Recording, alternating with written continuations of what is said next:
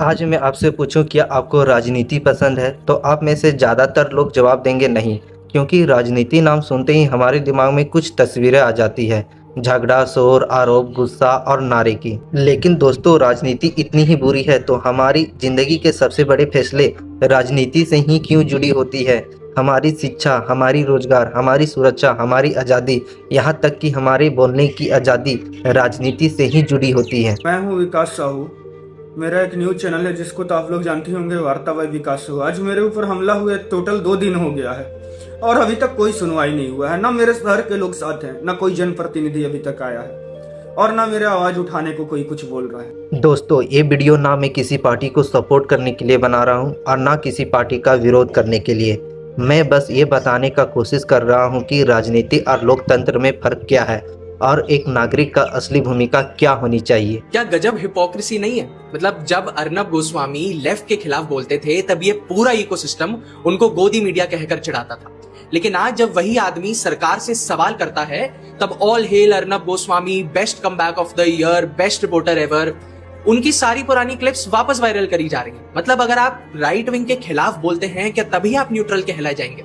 वरना गोदी media irony इस पॉइंट पर अपना गला फाड़ फाड़ कर चिल्ला रही है। इसी कन्वीनियंस स्टैंड को पॉलिटिक्स में अपॉर्चुनिज्म कहा जाता है, जब आप अपना गोल पोस्ट अपने थॉट्स और विचारों के कन्वीनियंस के हिसाब से बदल लेते हैं, सिर्फ इसलिए ताकि आपके विचारों का जो मेंटल बैरियर है वो ना टूटे। दरअसल राजनीति से नफरत इसलिए नहीं होती कि राजनीति अपने आप में बुरी है, बल्कि इसलिए होती है क्योंकि मीडिया के जरिए राजनीति को हमेशा एक्सट्रीम रूप में दिखाई जाती है।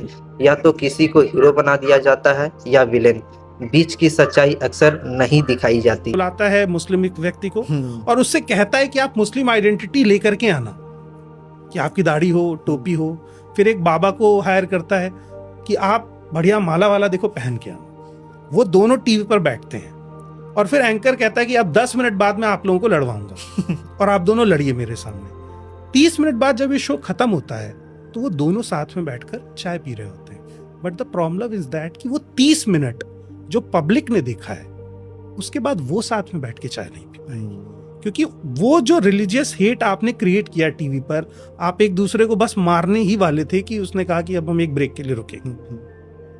मैं उस ब्रेक के टाइम स्पैन में इतना खुन्नस में भर चुका हूं कि मैं अपने बगल में रहने वाले हिंदू और मुस्लिम से नफरत करने लगा, और ये टीवी ने बहुत डेंजरस स्पैन में जाकर के किया है। दोस्तों, राजनीति सत्ता तक पहुंचने की प्रक्रिया है। कौन निर्णय लेगा, कौन नियम बनाएगा, कौन संसाधन बांटेगा, ये सारे सवाल राजनीतिक के हैं। और राजनीति अपने आप में ना अच्छी है ना बुरी, यह एक प्रकार का टूल है और यह टूल जिसके हाथ में होता है उसकी नीयत तय करती है कि परिणाम क्या होगा। सरकारें सब एक सी होती हैं, थोड़ा बहुत फर्क होता है। सत्ता का चरित्र एक सा ही होता है। ये बात अलग है कि हम चरित्र बदलने की कोशिश कर रहे हैं, पता नहीं कितने सफल होंगे। समस्या राजनीति से नहीं, समस्या राजनीति को बिना समझे इससे नफरत करने से है। और भारत का लोकतंत्र इसलिए मजबूत है क्योंकि यहाँ पे ताकत किसी एक व्यक्ति के पास नहीं बल्कि संविधान के पास है। थोड़ा पानी दीजिए ना। दूर रहो, तुम्हारी जात के लोगों के लिए जो कुआं है ना, वहाँ जाके पानी लो। उसके अंदर कोई कुत्ता गिर कर मर गया है। अच्छा ठीक है, तुम्हारा बर्तन तो पानी ले ही नहीं रहा है, तो हम क्या करें? लोकतंत्र के 3 अहम स्तंभ होते हैं: सत्ता, विपक्ष, नागरिक।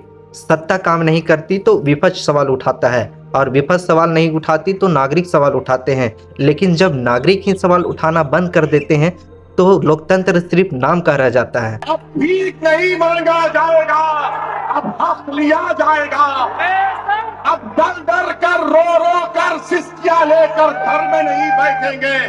हिंदुस्तान की संविधान को इस्तेमाल करेंगे, वो संविधान जो बाबा साहेब अम्बेडकर ने तुमको दिया, वो संविधान जो जयपाल सिंह मुंडा ने तुमको दिया। दोस्तों, समस्या तब शुरू हो जाती है जब समर्थन अंधा हो जाता है और विरोध नफरत में बदल जाती है। एक मौलाना बोलता है मुझे 4 बीवियां और 19 बच्चे हैं। मैं हर हिंदू को आह्वान करूंगी कि अगर वो 19 करते हैं तो हमने 4 तो करना चाहिए। अगर आपकी पसंदीदा पार्टी कुछ गलती करे और आप उसे मानने से इनकार कर दें तो आप पार्टी के समर्थक नहीं, उसके अनभक्त बन जाते हैं। डोनाल्ड ट्रंप को कौन जितवाएगा? मोदी जी जितवाएंगे। रशिया में डेमोक्रेसी कौन लाएगा? मोदी जी लाएंगे, है कि नहीं सर? और अगर कोई पार्टी अच्छा करे और आप उसे भी मानने से इनकार कर दे तो आप पार्टी के आलोचक में नहीं उसके नफरत में फंसे हुए होते हैं। दोस्तों, जिम्मेदार नागरिक वो नहीं जो हर समय गुस्सा करे। जिम्मेदार नागरिक वह है जो सुनता है, जो जांचता है, जो सोचता है। भाई इस देश में दारू सस्ती है, दवा महंगी, लेकिन इस पे चर्चा नहीं। चर्चा है जातिवाद पे। उससे क्या हो रहा, कई लोगों के अपने काम तो पूरे हो रहे पर देश में विद्रोह उत्पन्न हो रहा। और मैं लोकतंत्र में सबसे बड़ा खतरा तानाशाह को नहीं मानता बल्कि बेपरवाह नागरिक को मानता हूँ। आदमी प्रशांत किशोर खराब नहीं है, जनता चूतिया है। एक बार में उसको लाएगा नहीं केजरीवाल की तरह। हकीकत ये है, आना उसी को है, 10 साल लगेगा। किन चीजों पे वोट पड़े? बस जाति पर, बस जाति। यहाँ कोई पार्ट नहीं, जात पर वोट पड़ना। दोस्तों, राजनीति से भागना बहुत आसान है लेकिन लोकतंत्र को बचाए रखना बहुत जरूरी है। एक आदमी कहता है कि पंजाब को खालिस्तान बनाना है, वो आतंकवादी है। और ये बाबा इनके साथ सीएम इनकी आरती उतार रहे हैं। ये डबल स्टैंडर्ड कैसे हो सकता है? अगर कोई आदमी कहेगा कि भारत एक सिख राष्ट्र है, वो भी आतंकवादी है। भारत एक हिंदू राष्ट्र है, वो भी आतंकवादी है।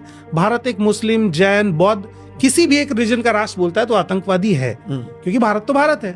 और मैं फिर से आप लोग को बता देता हूँ, ये वीडियो ना किसी को सही साबित करने के लिए थी ना किसी को गलत। ये वीडियो सवाल छोड़ने के लिए थी कि क्या हम सिर्फ दर्शक रहेंगे या एक जागरूक नागरिक बनेंगे।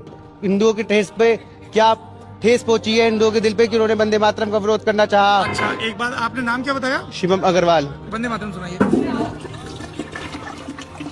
वंदे मातरम का विरोध करना उनका। वंदे मातरम सुनाइए। वंदे मातरम अभी मुझे फिलहाल। और अगर मेरी बात आपको सोचने पर मजबूर करे तो ये वीडियो को शेयर कीजिए, क्योंकि लोकतंत्र सिर्फ नेताओं से नहीं नागरिकों से चलता है। जय हिंद, जय भारत।